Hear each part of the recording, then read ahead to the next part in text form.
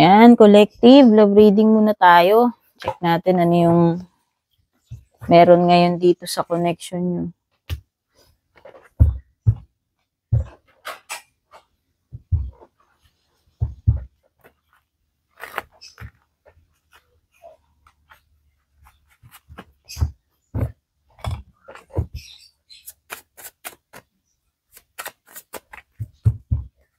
Ano lang collective reading only. Dito, private reading ninyo. So, dito, magre-resonate sa lahat. Hindi ko controlled kung past, present, future energies lumalabas dito sa inyo, no? Kunin nyo lang kung ano yung tumutugma sa inyo. Pag hindi nakaka-relate, ibig sabihin, hindi para sa reading.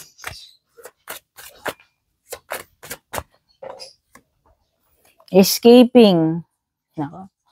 O energy ng umiiwas. Tumatakas. Person mo ba yan o ikaw? Pwedeng magkabaliktad yung mga energies na tinutukoy ko rito Energy mo ba yan o energy ng person mo?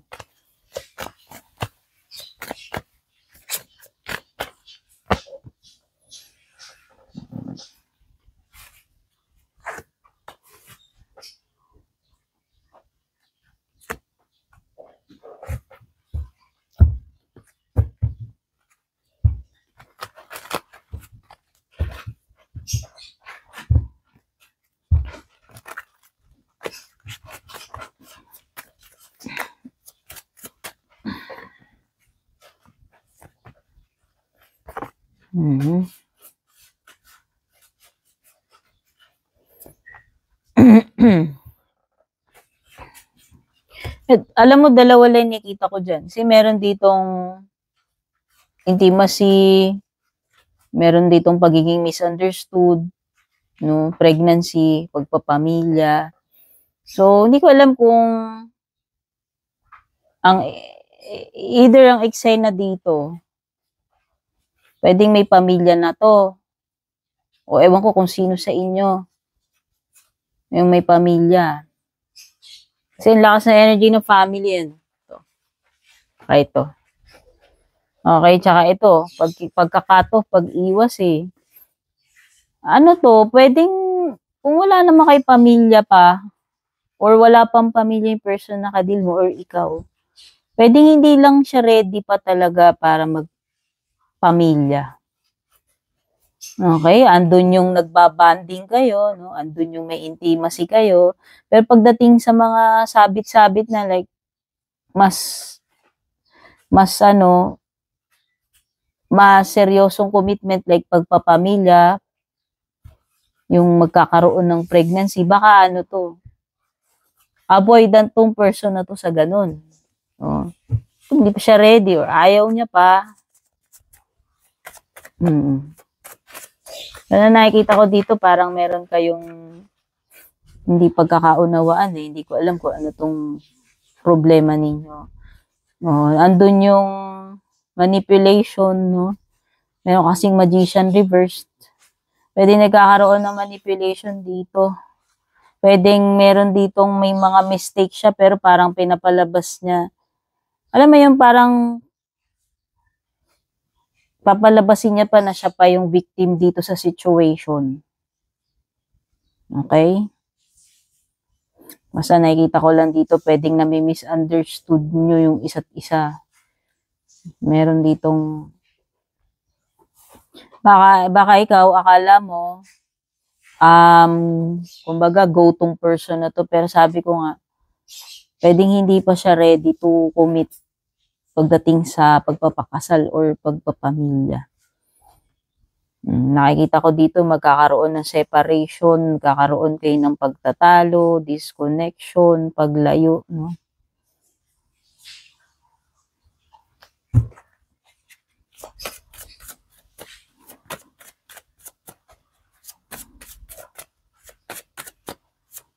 Kasi meron ka judgment card, which means merong karoon dito ng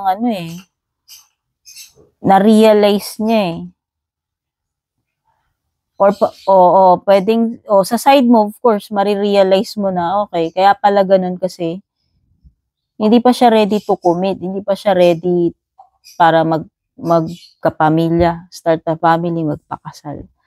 Ganon din siya, pwedeng siguro sa side din niya yan na, siguro nung una, exciting, andun nga yung intimacy, andun yung mga bonding. Kaya lang, pwedeng na-realize din niya na, obstacle lang muna. Saan ba papunta to? Wait lang, hindi ako ready. Parang ganun eh. No? So, pwedeng both of you nagkaroon kayo ng realization na hindi pa pala ready to the next level na to the point na mag-commit 100% na magpamilya or magsama, magpakasal. No. So kung halimbawa ikaw yung babae sa side mo, nalaman mo na ganun, syempre malaking turn off or disappointment sa yun, or frustration. Okay, and pwedeng sa side niya ganun din kasi kung hindi naman niya ina-expect na pregnancy agad, sama agad, kasal agad, no? Baka ayaw niya pang magpasakal. Ayaw niya pang magpasakal eh, no? Pwedeng ganun eh.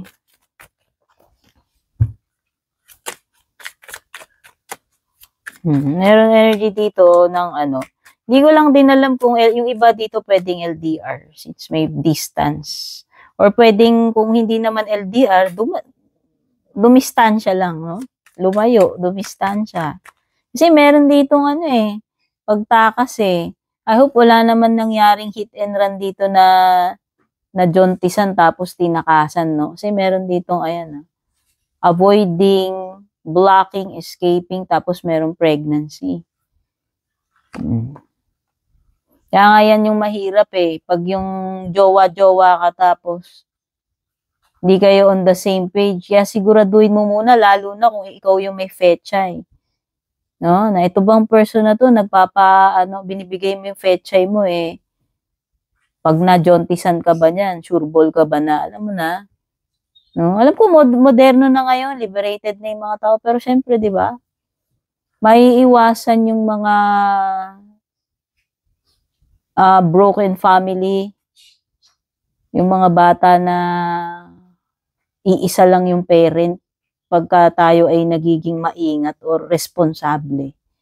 Diba? Pagdating sa mga ganung bagay. Wala lang, mabuti sana kung sarili lang natin yung dala-dala natin eh, hindi yung bata rin, diba? Isipin din natin ano yung magiging buhay niya. Siyempre, iba yung dalawa yung magulang mo, iba yung tradisyonal, yung buo yung pamilya mo, diba? Kahit na anong sabihin natin na nakakasurvive naman na, kaya ko. Yeah, sasabihin mo, kaya ko naman eh, solo parent eh, no? Diba, tanongin mo yung bata, okay lang ba sa kanya yun? Saklap mo naman, sasabihin mo, wala naman na siyang choice eh. Diba? Wala lang. Nachika ko lang. Kasi minsan yung iba ganun. Sabagay ba, di naman nila sinasadya. Malay ba nila na tatakasan sila pagkatas nila ibigay yung pechay nila, di ba? Yun nga yung sinasabi kong hit and run. So, yun na nga. Itong person na to, non-action siya. Okay? May nabuo man dito, may nadjontisan man dito, hindi. Mukhang ES ka po kasi itong person na to eh. Mukhang wala talaga siyang plano na panagutan if ever. Okay? Ayan, no, silence, non-action, avoiding, blocking, pushing away, no? So may rejection, may avoiding.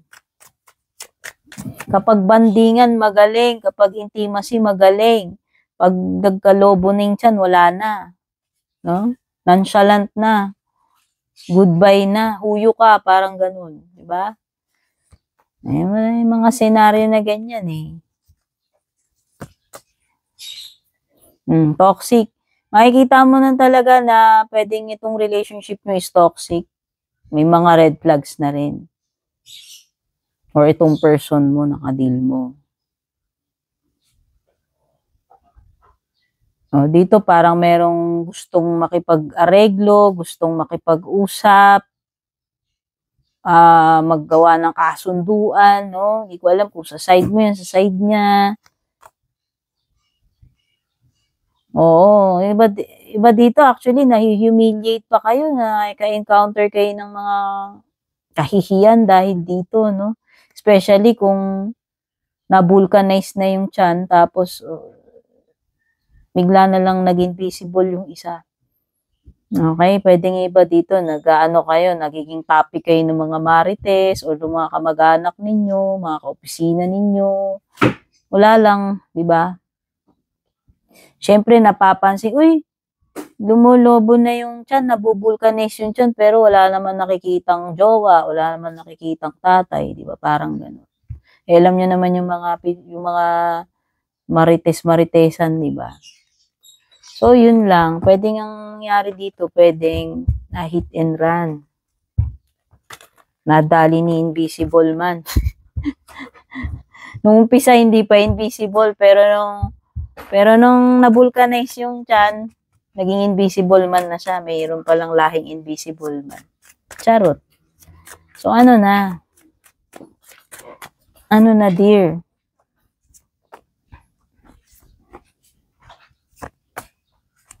Ay, pa natin yung mga hubot-hubad. Sa bottom ng deck mo, have Justice card. Kay mga legal matters to eh. O baka naman may komplikasyon kasi yung connection nyo. Masaklap kasi neto, dear, malay mo, yung napagbigyan mo ng pechay mo, eh meron ding asawa na. Malay mo, legally married na yan. So, alanganin talaga eh. Ang mangyayari talaga nun, i-escapo yun. Okay? Saklap lang kung yun yung nakadali. Yung ganun. No, nakikita ko dito, iiwan talaga sa area. May hangman ka rito. Merong energy nang naghihintay kung kailan ba magpapakita to si Invisible Man, kung kailan magpaparamdam. Pero walang magawa kasi hangman yan eh. Kaya kung ikaw yung babae dito, ikaw yung maghihintay, wala kang magagawa. Kasi nga, pwedeng kinut off ka na ng ghosting na. Naging invisible na. Missing in action na kagad, no?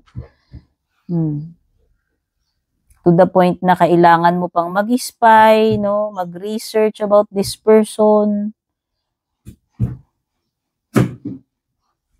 After ng lahat, charot, di ba? Tsaka parang star card mo is baliktad, no? So, pwedeng nalagay ka talaga sa alanganin, like pwedeng, yung chances mo ba is very, very thin na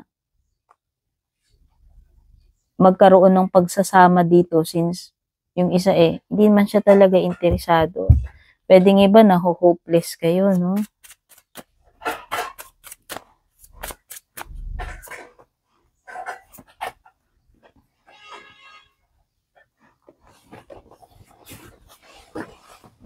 Ace of Swords. Wala kayong makukuhang I don't think na maayos ninyo, mareresolve ninyo tong problem na to sa ngayon, ha? Kasi baliktad din yung Ace of Swords mo. So, nakikita ko lang dito is puro waiting with the Hangman, with the Nine of Wands, waiting. Waiting kung kailan mag-show up itong person na to. So, andun kayo sa period ng, wala kayong magagawa kundi i-surrender nyo kay universe. Parang ganun. Hoping, waiting. Kasi you won't get an answer from this person. Ayan. You won't get an answer from this person. Kaya, to me, this is a situation wherein malabo. Maghihintay ka. Kung kailan mag-show up, kung kailan magpaparamdam. Kung magpaparamdam pa, no?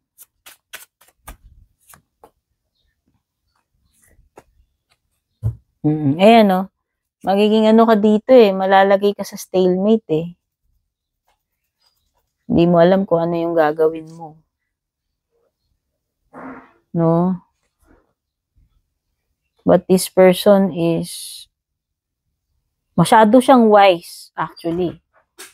Masyadong magulang tong person na ka-deal mo.